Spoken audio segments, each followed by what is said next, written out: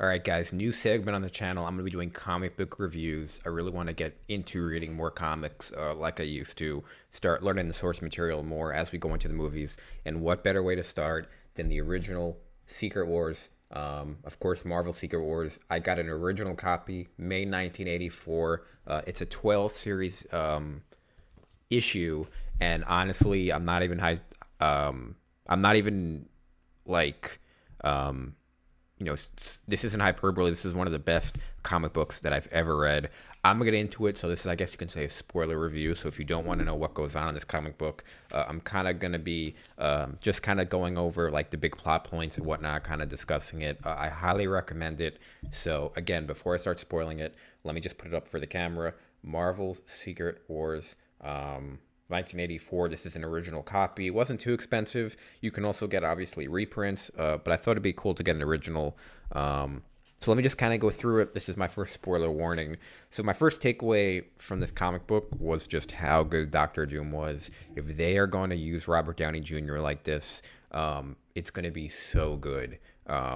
This comic book is on a whole nother level than Infinity War and Endgame. I know you're thinking, like, how is that possible? But I'll tell you how. So first of all, if you're unfamiliar with the comic books, essentially the Beyonder is the big bad guy.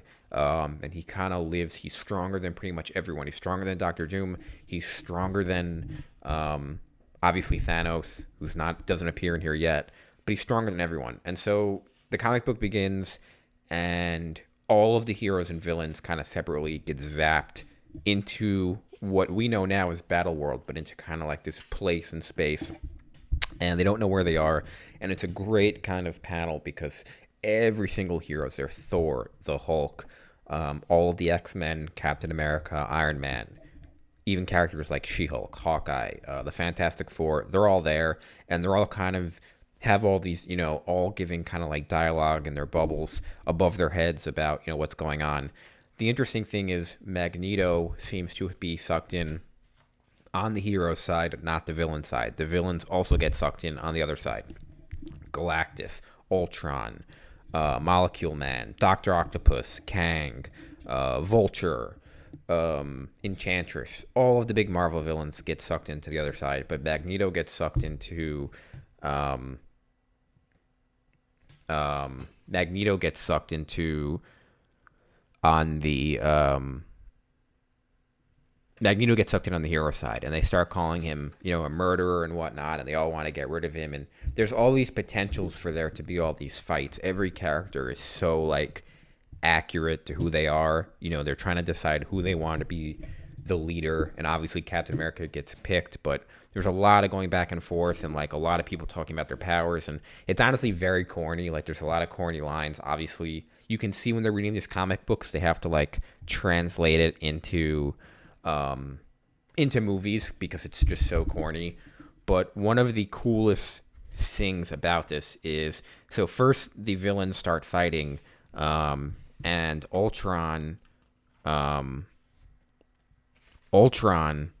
gets really pissed and starts being like, I can't compute, starts fighting all the villains. He just start wiping out all the villains, and eventually he's like, fuck this, and Ultron decides to go up and try and fight Galactus, and Galactus just snaps him away.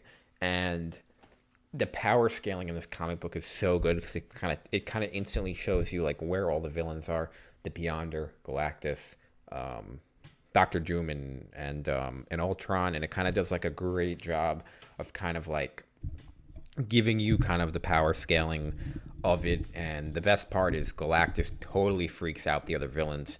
All of the villains are totally freaked out when he basically just snaps his fingers and beats Galactus. And then after Galactus does this, Galactus is pretty much like, fuck this, I'm going after the Beyonder. And he kind of goes up into space. And Doctor Doom, again, like I said, Doctor Doom, this whole comic book is just kind of being a slime ball. I love it. And he kind of like lurks behind Galactus. He's trying to like pretty much just wants whatever power there could be. But they both get blown up by the Beyonder. He throws them both back. And the Beyonder gets knocked out. Doctor Doom gets thrown away. They both get knocked out.